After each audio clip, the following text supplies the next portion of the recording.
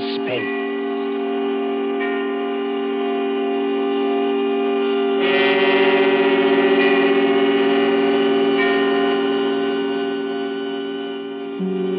This is the Man in Black, here again to introduce Columbia's program, Suspense. Our distinguished star this evening is the stage and screen favorite, Mr. Paul Lucas, whose performances in The Lady Vanishes and in the stage production The Watch on the Rhine you will recall with pleasure.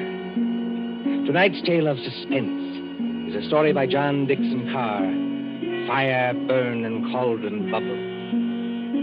If you've been with us on these Tuesday nights, you will know that suspense is compounded of mystery and suspicion and dangerous adventure. In this series are tales calculated to intrigue you, to stir your nerves, to offer you a precarious situation and then withhold the solution until the last possible moment. And so with Fire, Burn, and Cauldron Bubble and the performance of Paul Lucas and the other members of our company, we again hope to keep you in...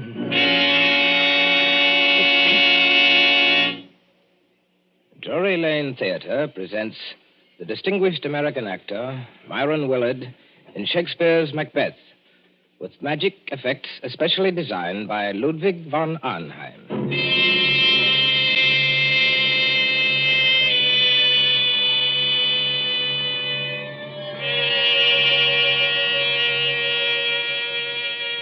Double, double, toil and trouble, fire, burn, and cauldron bubble.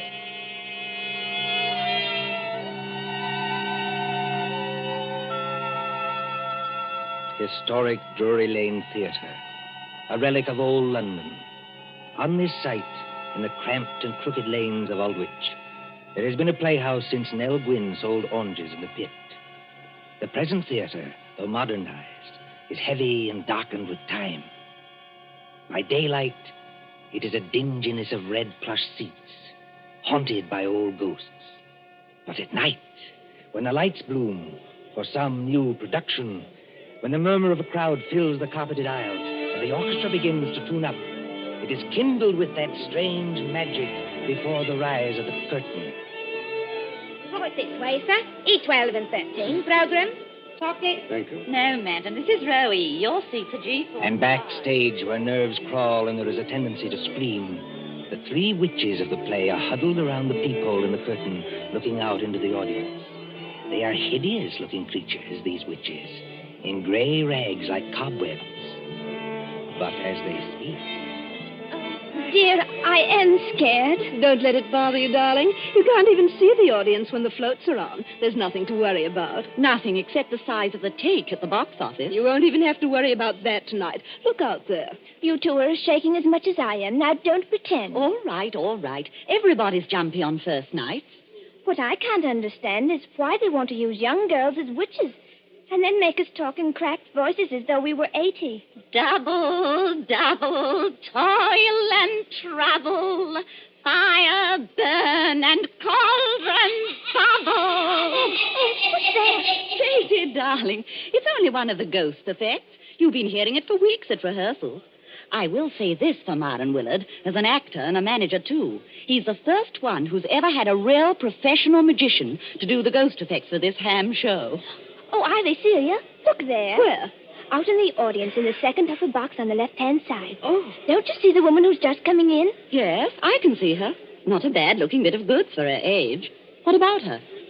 But that's Marcia Blair. Marcia Blair? You don't mean you've never heard of her? I can't say I have either, if it comes to that. Move over, Ivy. Give us a squint.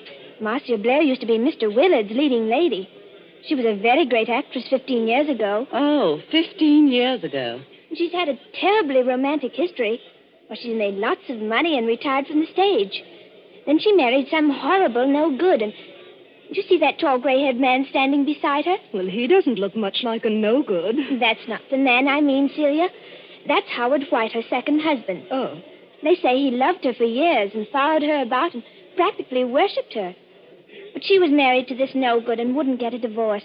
Then the no-good died, I suppose. So Marcia Blair and her faithful Howard got married. Yes. I remember reading in the paper that they've been married 1 year tonight.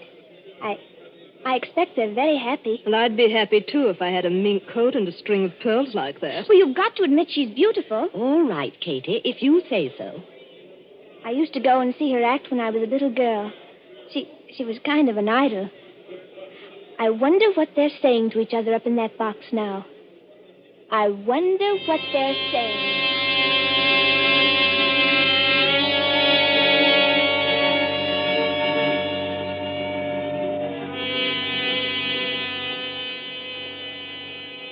Marcia, dear, I wish you wouldn't be so uneasy. Nothing can happen to you here. You're uneasy yourself, Howard. Yes, I suppose I am a little. Howard, I know I shouldn't be talking like this on our first anniversary, but that's what worries me. What if Barry isn't dead? What if he isn't dead? Oh, listen to me, darling. Your late husband, heaven condemn his soul, died in New York more than a year ago. We have proof of that. Well, then who wrote those letters to me? I don't know, dear. Somebody playing a joke on you. Joke. If you marry him, Marcia, you won't be alive a year from then. Joke. But you're married to me, my dear, and you are alive. Shall I quote you something from another play, Howard? Well, The Ides of March are come. I, Caesar, but not gone. And it's still 2 hours. 2 hours to the time we were actually married. oh, look here, dear. This is carrying an obsession too far. It would be just like Barry to wait until the last moment, just to make it worse. You knew him. Yes, I knew him. He was a genius. I suppose so. As a mere businessman, I never quite understood this theatrical temperament, except yours, of course. Barry was a greater actor than Myron Willard will ever be. Barry could play anything, from a Cockney to King Lear. His skill at makeup wasn't merely good. It was terrifying. Oh, Howard, I am frightened. Suppose he's managed to get close to us tonight, and yet we can't see him. Well, the music started, Marcia. I shall have to go. Must you go, Howard? Really? If I break this appointment with Ferndale, dear, the deal will be called off. And since I haven't got too much backing anyway, All right, dear. I understand. Go ahead. unless you wanted to come with me, And Miss Myron's opening tonight? Oh, I couldn't do that. I tell you, you'll be perfectly safe here, dear. Of course, Howard. I know that. You're in full view of 3,000 people. Nobody could attack you. The only door to this box is guarded. Outside that door will be Miss Fenton, who's devoted to you, and a chauffeur who's even more devoted to you. What could happen, dear? Nothing, of course. And I'd prefer to be alone anyway. Yes, I rather guessed Oh, that. please, dear. It's just that I can't endure anybody being with me when I'm watching a great play. But that doesn't include you, darling. Then, if you'll accept these, madam, in honor of our first anniversary. Oh, Howard. Well, they're lovely. Of course I'll accept them. And here's a program. Got everything else you need? Yes? Yes, I think so. I just opened the door to the passage to make sure our watchdogs are on guard. Yes, they're out there, all right. Good night, Marcia. See you in an hour or two. Good night, Howard. And good luck. Miss Fenton, Bradley. Yes, Mr. White. Yes, sir. Anything wrong? Miss Fenton, you've been my wife's companion secretary for 5 or 6 years. Yes, Mr. White, and I've loved every minute of it. And you, Bradley, you haven't been my chauffeur for quite so long, but they tell me you're an ex-wrestler. That's right, sir. Champion of the Shoreditch Athletic Club. And in my prime, though I says it as shouldn't, as good a man as ever climbed through the ropes. Now, you know your instructions, Bradley. You trust me, sir. Nobody gets into this here box tonight unless it's over my dead body. Nothing must happen, do you understand? Nothing. Please, you're as white as paper. As for you, Miss Fenton, I'm afraid it's a little awkward. I know I ought to ask you to go in and join Marcia, but... Oh, you needn't apologize, Mr. White. I know she doesn't want company. She'll be leaning forward with her elbows on the box rail, just as she always does. She isn't merely watching a play. She's acting, Lady Macbeth. Every line, every gesture. And I don't mean to disturb her. You won't leave this door, either of you. You trust me, sir. If... no. Anything wrong, Bradley? It is a very rummy-looking cove coming along the passage, sir, wearing a big black cloak with a red lining. Oh, that man, Bradley. That's only Herr von Arnheim. He's a professional magician and escape artist. I was just wondering... Excuse me. Don't worry, Mr. White. We'll look after her. Von Arnheim. I say von Arnheim. Thou canst not say I did it. Never shake the gory locks at me. I beg your pardon? And I beg yours, my friend. I was merely quoting a line from the play. You are not leaving the theater. Surely not walking out on Macbeth. I'm afraid I have got to. Oh, that's a pity, my friend. You will miss some of my best effects, to say nothing of Shakespeare's. When Banquo's ghost appears at the table. I don't want to hear any more about ghosts, thanks. Banquo's or anybody else's. I imagine you mean your wife's late husband. You've heard about it, then? Yes, your wife has told me a good deal. She seems to think that in my profession I might have some charm over demons or spell against ghosts. You know, Van Arnheim, in a muddled kind of way, that's what I've been wondering myself. Unfortunately, no. I am all too human. But your problem interests me. And I confess it worries me. Worries you? What about me? As I understand it, her first husband was a half-mad American actor who later went completely mad and died in New York. His, what's the word I want? Or obsession? That's it, obsession. His obsession was Marcia Blair's eyes. Yes, always her eyes. They seemed to hypnotize him. It is not new, you know. You'll find the same motive, the eyes of a beautiful woman, all through the works of Edgar Allan Poe. Then, as I understand it, after this man's death, she began to receive a series of letters. Foul letters. Apparently written by him, and threatening her with some rather horrible form of death if she married you. I tell you, Barry Lake is dead. He can't get up out of his coffin. Oh, getting out of coffins, my friend, is not so difficult. I have done it myself. Oh, please stop joking, Van Arnheim. You don't happen to be dead. True. There is that small difference. Is your wife here in the theater tonight? Yes. She wouldn't have come here except that it's Marion Willard's first night. And we haven't seen Marion, either of us, in years. She's back there in Box D. So I hear. I was hoping that you might invite me to share the box. Look here, old man. I don't want to seem inhospitable, but... She doesn't want company? Well, that's about it. Well, then walk back a little distance with me, this way, so that we can see the stage from the back of the dress circle. Now, the orchestra has stopped, and they'll ring up in a moment. There. Look at it. Look at what? The stage, man. The lights have gone out. All except the dim yellow footlights shining at the curtain. The last cough, the last murmur, the last rustle of program dies away in one vast, breathing hush. The curtain goes up.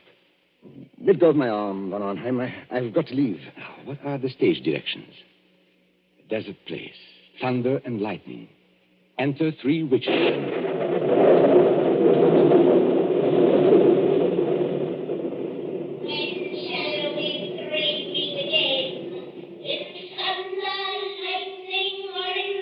When, indeed, I wonder.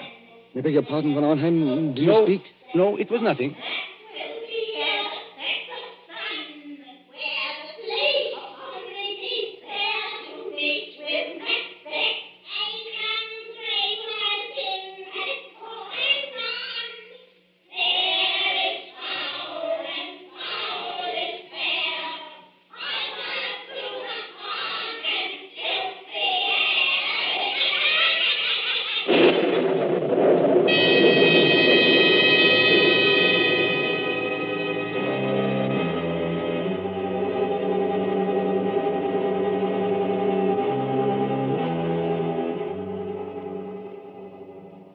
London newspapers for that year 1936, you may read how Myron Willard triumphed at Drury Lane as Macbeth.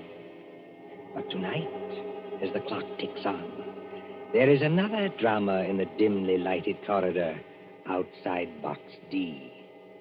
There sits Miss Louise Fenton, Marcia Blair's companion secretary. Beside her, burly and broken-nosed, is big Jim Bradley, the ex-wrestler. And when more than half an hour has passed... There's the applause, Jim. That must be the end of the first act. Yes, I hear it.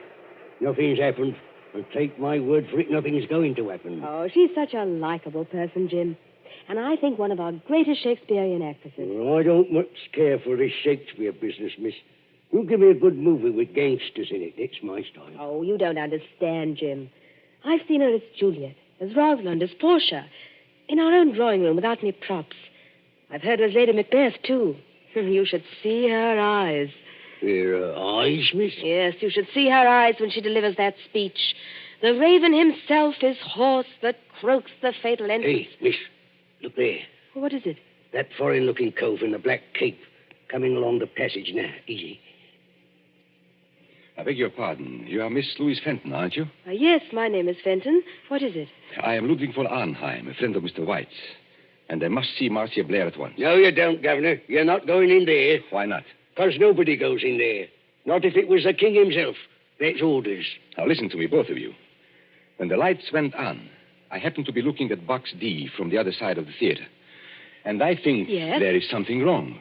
But there can't be anything wrong. Jim Bradley and I have been sitting here the whole time. Except, of course... Except when? Well, except when I went in there for a few seconds. You went in there, Miss Fenton?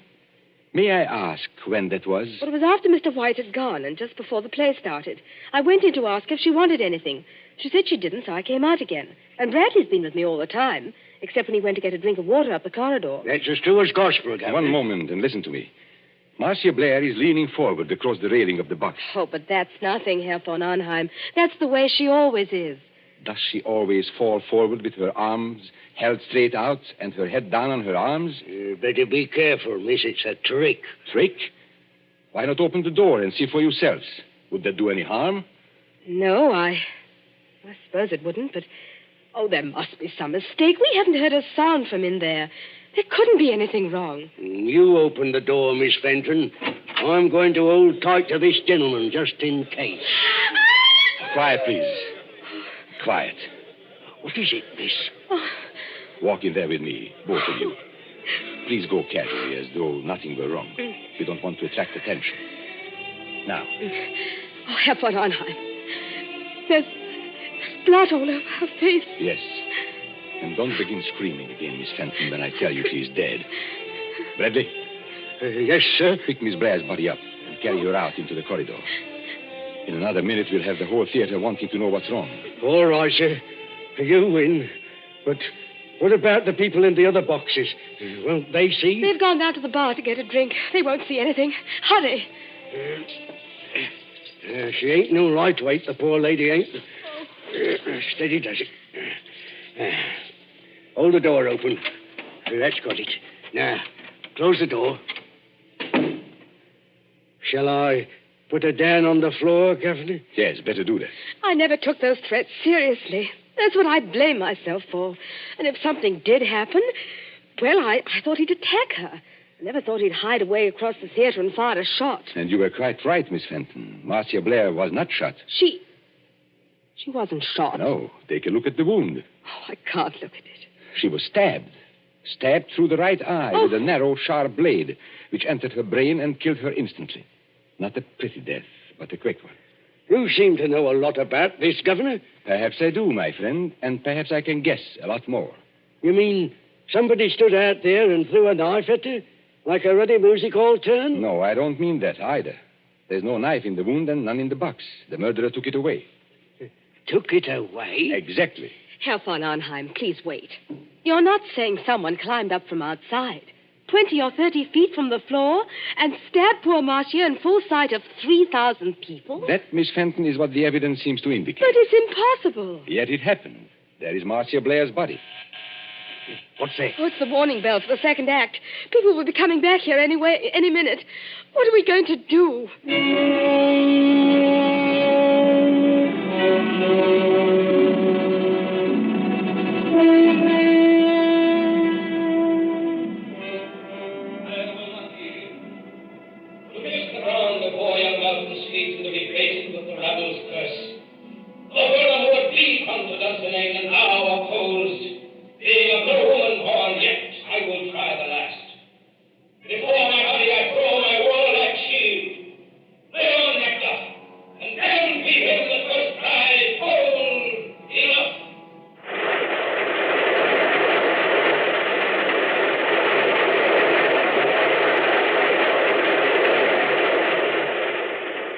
Applause, acclaim, triumph.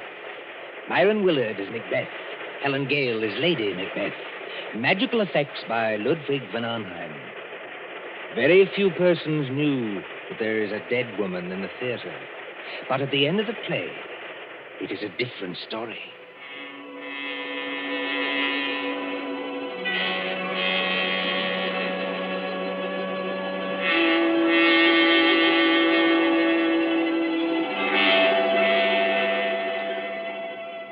crowd files out, past a cordon of police.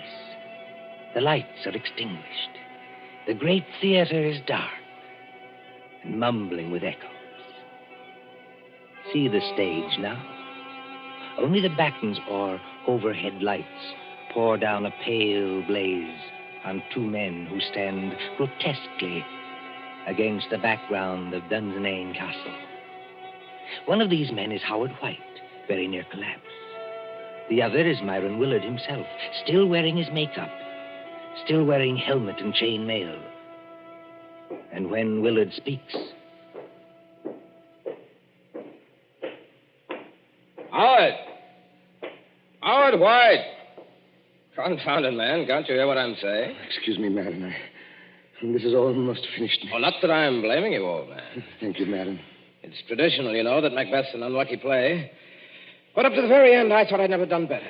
11 curtain calls. No, 12. How did you like my Tomorrow and Tomorrow speech? I'm sorry, Madam. I'm afraid I didn't hear it. Yes, poor old Marcia. She'd have hated to die like that. Marcia was proud of her eyes. Always nearsighted as an owl, but too vain to wear glasses. There's Von Arnheim looking at us from under the castle archway. Von Arnheim!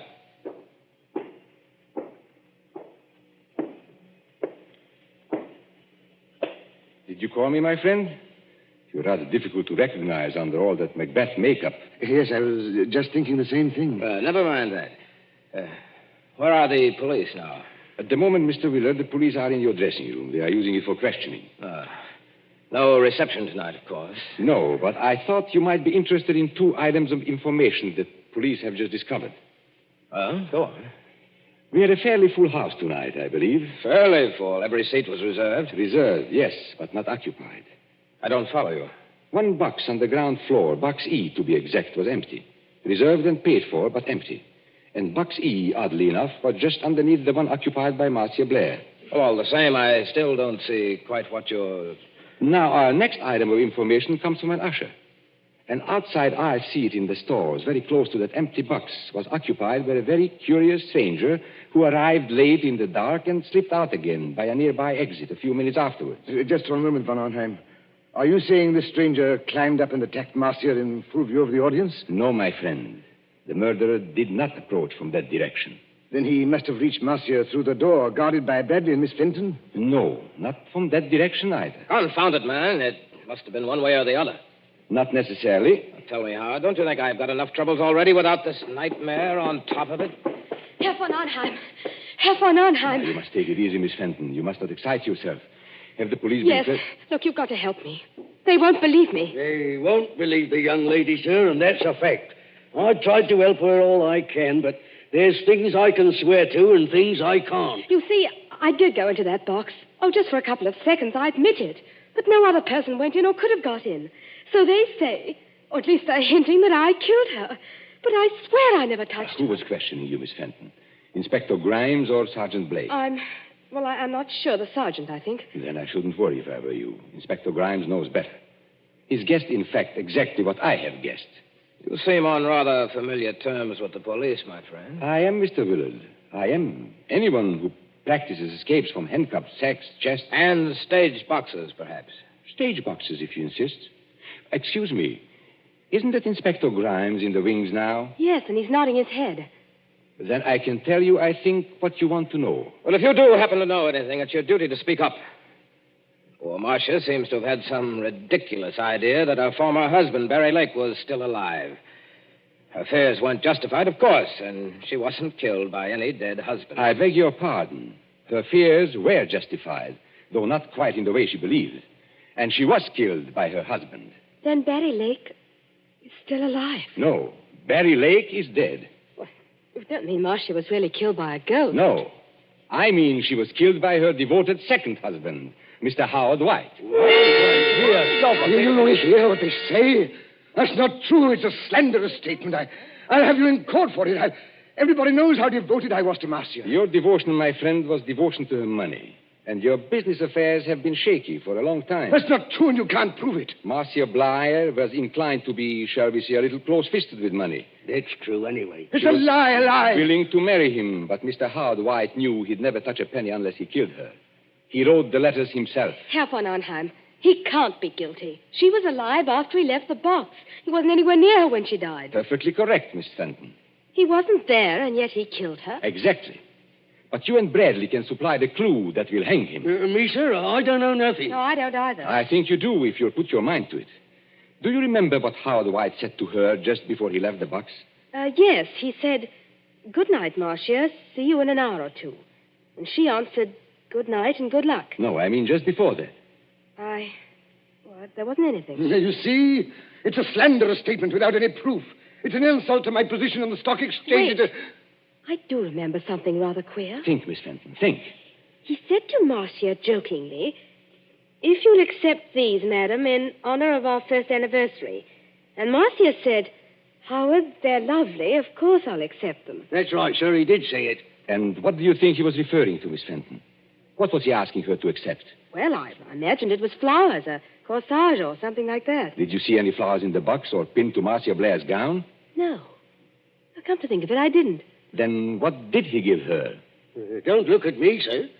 Now, here is a woman who is very nearsighted, yet refuses to wear glasses. But she can accept a pair of... Opera glasses. Miss, a lie. You can't prove it. Hold on, sir. Let go. You better stay here, Governor. Thank you, Bradley, but the place is surrounded with police. But I still don't understand. Now, what happens when you lift opera glasses to your eyes and they are not in focus? You turn the little wheel in the middle to bring them into focus. For Marcia Blair, it was deadly. You mean the glasses had something... Yes, they were specially constructed glasses, Miss Fenton. They were invented by a French criminal years ago. That little wheel is a little trigger. It releases the spring of a sharp, thin blade which strikes through the eyes into the brain. Oh, don't, please. You can't prove it. Marcia Blair died instantly. The glasses torn from her eye by their own weight dropped over the box rail to the carpeted aisle below. The only witnesses who might have noticed would have been the people in the box just underneath. And that box was empty. By arrangement, yes. Even if anybody did see them fall, Howard White was prepared to remove the evidence instantly. You haven't forgotten the curious stranger. Curious stranger? I mean the man who slipped in after it was dark, took an aisle seat just under the box, and slipped out again a few minutes later. It's a pack of lies from start to finish. You can't prove a word of it.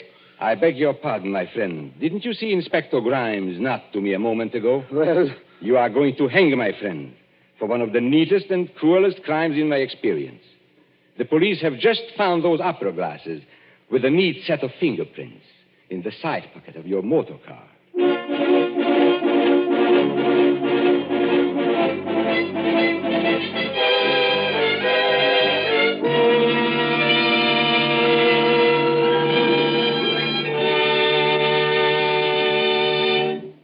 And so ends Fire Burn and Cauldron Bubble, starring the distinguished actor Paul Lucas.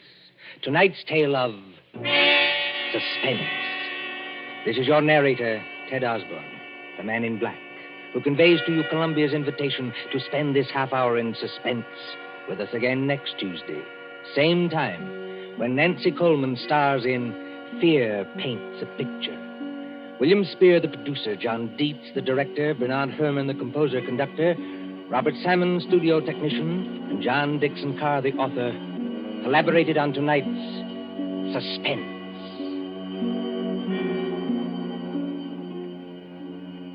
This is the Columbia Broadcasting System.